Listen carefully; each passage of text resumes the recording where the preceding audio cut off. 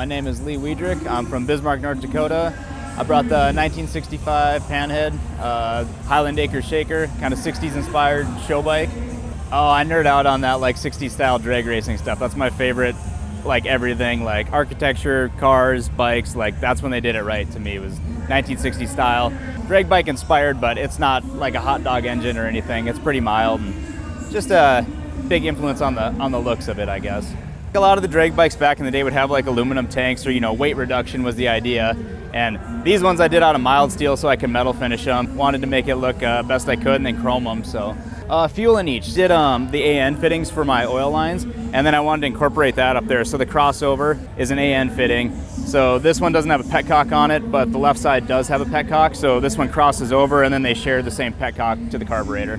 Yeah, oil and fender on this one, yeah. I didn't originally intend on doing it like that. I bought one of those, I think it was the 6-inch Man Ray fenders, and I did that because I had the drag slick, so I was like, well, I'm gonna need a bigger fender, and then I got it, and I was like, well, it covered too much of the slick, and I didn't really like that, so I ended up shaving it down a lot, taking the edge of it out, but then I kind of took the radius of the fender, so I decided to do, I think it's the 4 3/4 one.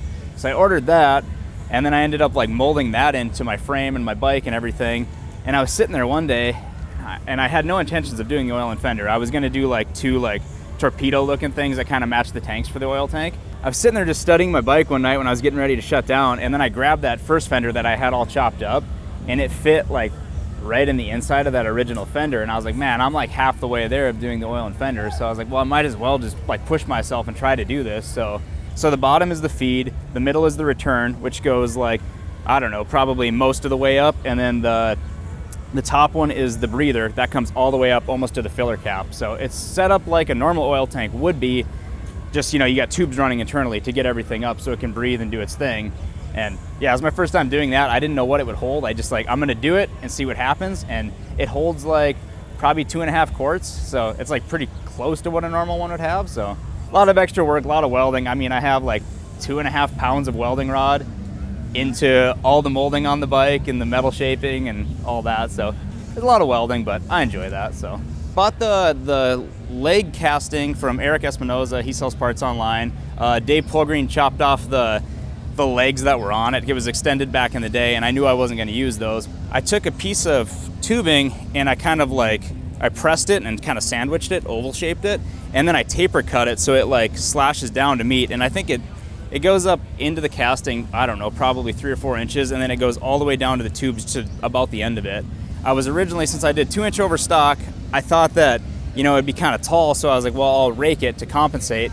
But I liked how tight the front wheel was to the down tubes that I just decided like, I'm gonna leave it like this. It looks real tight and nimble and kind of more racy and like circle track style that way. So when I deleted the perches for the springs, there's that spot where the springs would normally mount. I decided to bring that to a peak and just see if it would work. And I was able to like grind it out and save it all. So it looks kind of racy, like a little support beam there. And then the top tree is kind of like, idea is to match that too. I basically built the whole bike around that drag slick. I had that, and I sold all these parts to build my shop, but I kept that slick just because I thought it was so rad. And then once I did the Springer, I was sitting on this bike, and it's so nimble and clean. And once the headlight was off, like, I shaved all the mounts for the headlights. I liked how you kind of just focused on the front end then. So I was like, oh, it'd be cool to like make the headlights, like if you look at it straight on, the headlights shine through the back leg of the Springer. Obviously, if you're gonna go at night and ride, real far, it's probably not ideal, but for the show, I thought it like was the perfect idea. So I did the taillight to match. So like the fender peaks up, but then I put a circle in there. So the taillight, when you're like a car's distance away, the taillight is like right where it needs to be through that hole. So I don't know, like once I kind of get like an idea, I want to keep rolling with that and kind of make it all connect on the bike too.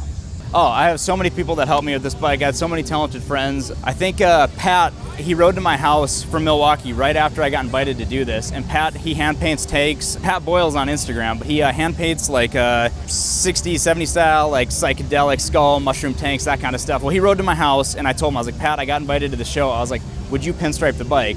Knowing he's never pinstriped a bike before, but he was like, yep, I'm down. So he basically learned how to pinstripe for this bike. Pat helped me out a bunch there. Nate with the oil lines. My buddy Eric, grew up skateboarding with him. He did the video. Big thank you to Nate Schmidt at Sweet Avenue Fabrication. He helped me out so much. I mean, he's responsible for me being into a lot of this, learning how to TIG weld well, learning how to use a lathe, Andy Schmidt painted the bike, Nate's brother. But my dad did all the body work with me, kind of taught me how to do that. I wouldn't have done, we had probably 2 weeks into that, him and I just figuring it out together. And so really thankful for him helping me out there.